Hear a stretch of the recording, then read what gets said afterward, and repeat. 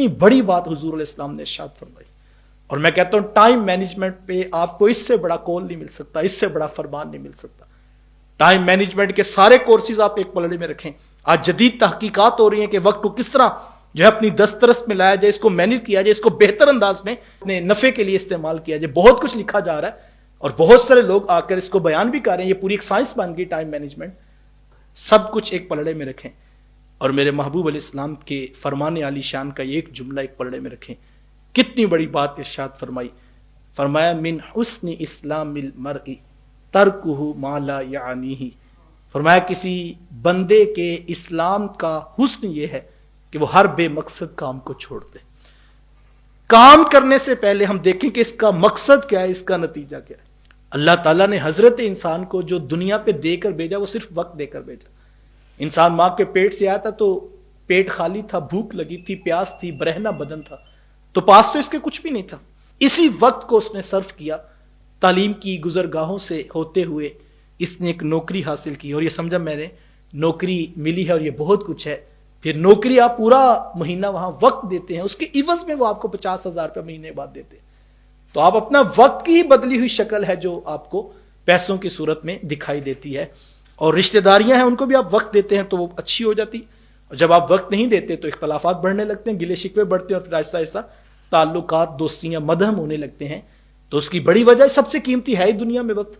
اور اللہ تعالیٰ نے بھی جو کل پہلا سوال کرنا ہے انسان سے وہ یہی تو کرنا ہے کہ تمہیں زندگی دی تھی، بتاؤ کن کاموں میں خرچ کر کے آئے.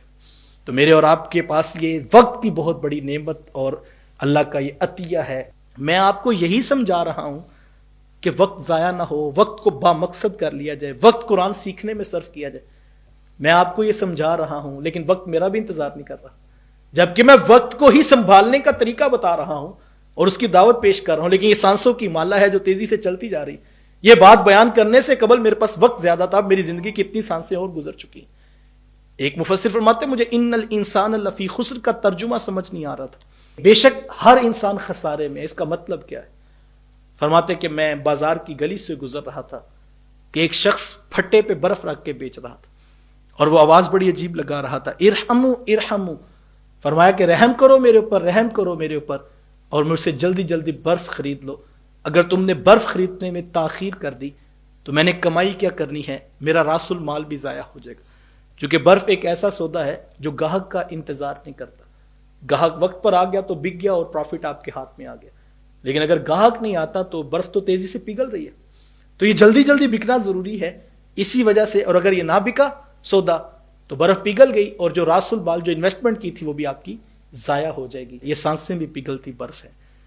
اگر ہم نے جلدی جلدی ان سے کوئی خیر کے کام، کوئی بھلائی کے کام، کوئی نیکی اور اچھائی کے کام، کسی کا فائدہ، کسی شخص کے کام آنے کا عمل ہم نے جلدی جلدی کر لیا تو یہ پھر سانسیں کام آ گئیں.